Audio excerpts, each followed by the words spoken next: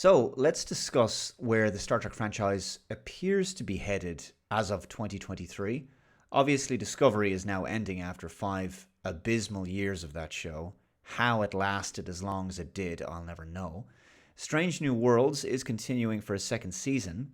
Its first season began with some promise, but ultimately developed into Discovery-style writing and wokeness. At least the lighting was better than Star Trek Picard Season 3. On that subject, Picard Season 3 is coming to an end in 3 weeks, and despite its flaws, and the fact that there probably wasn't quite enough story to fill all 10 episodes, it's been vastly superior to most of New Trek. But it is ultimately just one season, and probably not enough to seriously make a difference in terms of the creative direction of the franchise. I can say that the final 2 episodes in particular make for a wonderful farewell for the Next Generation crew. Some fans maintain that the 2 animated series, Lower Decks and Prodigy, are producing some decent Star Trek, but for fans like me, live action is where it's at. I'm not going to be all that interested in cartoons. And so we look to the plans for the future of the franchise. This article is from Deadline. Star Trek Starfleet Academy gets series green light at Paramount Plus. Wonderful. Paramount Plus has given a green light to a new chapter in the Star Trek universe. The streamer has handed a series order to Star Trek Starfleet Academy, a project that we exclusively reported had been in development since last year, from Alex Kurtzman's Secret Hideout, Roddenberry Entertainment, and CBS Studios.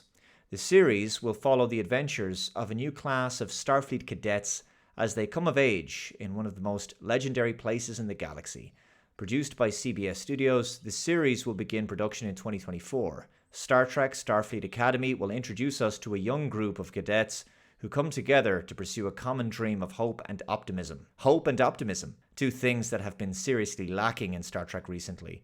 Under the watchful and demanding eyes of their instructors, they will discover what it takes to become Starfleet officers as they navigate blossoming friendships, explosive rivalries, first loves, and a new enemy that threatens both the Academy and the Federation itself. I can barely contain my excitement. I'm sure you can hear the enthusiasm in my voice, ladies and gentlemen.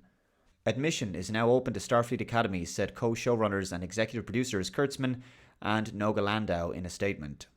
Kurtzman and Landau will serve as co-showrunners and will executive produce alongside GPs Gaia Violo, Aaron Byers, Jenny Lumet, Rod Roddenberry, Trevor Roth, Frank Siracusa, and John Webber. The series' premiere episode is written by Gaia Viola. Star Trek Starfleet Academy will be produced by CBS Studios in association with Secret Hideout and Roddenberry Entertainment. I'm not seeing Terry Matalas' name in there. At any rate, from what I understand, this takes place in the Star Trek Discovery future timeline. So I presume we're going to see some Discovery characters in there.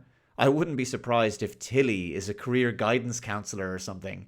As this show is aimed at young people, I would be also very surprised if it wasn't filled with, the message. And it's probably going to have young characters speaking in an entirely contemporary Gen Z manner. And they might even be crying about their feelings in corridors. Also, let's hope that Starfleet Academy has a statue of Michael Burnham, the greatest Starfleet officer of all time, and probably the greatest human being that ever lived. The Starfleet Academy TV series concept is not new. The idea was bandied about many years ago. In fact, a Starfleet Academy film was also proposed as the final film for the original series characters. The initial plan for the 6th and final Trek film for the original series crew was a flashback told from the perspective of Dr. McCoy. He would tell the story to a group of Academy graduates of how Kirk and Spock and the others first met at Starfleet Academy, and the film would explore the earlier part of their lives as young officers. Thankfully, this plan was scrapped in favour of the brilliant Star Trek VI: The Undiscovered Country. In 1997, there was a video game by the name of Star Trek Starfleet Academy, produced by Interplay. Interplay made some absolutely fantastic Star Trek games back in the 90s, including Star Trek 25th Anniversary, Star Trek Judgment Rights, Star Trek Klingon Academy, and Star Trek Starfleet Command. All brilliant games, highly recommended. I think Starfleet Academy was probably their best. It saw the player take on the role of a cadet, and you learned how to command a starship during the 23rd century era. It even featured live-action video. William Shatner came back as Captain Kirk. That was the last time he officially played the character. Walter Koenig was back as Chekhov, and George Takei played Sulu.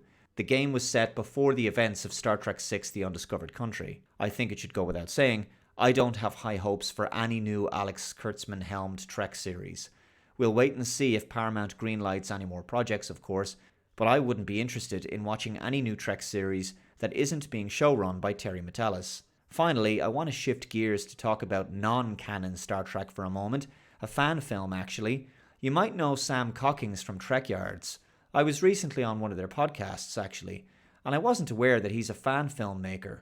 And he's made tons of Trek films, and he writes, directs, and does the CGI as well. He has a fan film channel called Power 543 Fan Films. He's an incredibly talented guy. Well, he's done a new Star Trek fan film called Fallen Heroes, which I thought was very clever. It tells the story of the destruction of the Enterprise D during the events of Star Trek Generations, but from the perspective of a crewman in the lower decks, an engineer named Sam Harriman, and it's done in a documentary film style.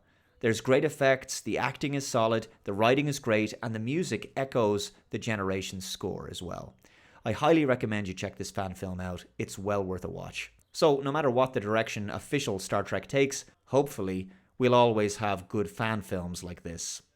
Thanks very much for watching. Be sure to check out my Star Trek Picard Season 3 Episode 8 review coming on Thursday. By the way, if you'd like to support my work here on YouTube, please follow the link below to my Subscribe Star page. You can pledge as little as $1 per month to help to continue to support my work here, and I'm also offering monthly one-to-one subscriber chats.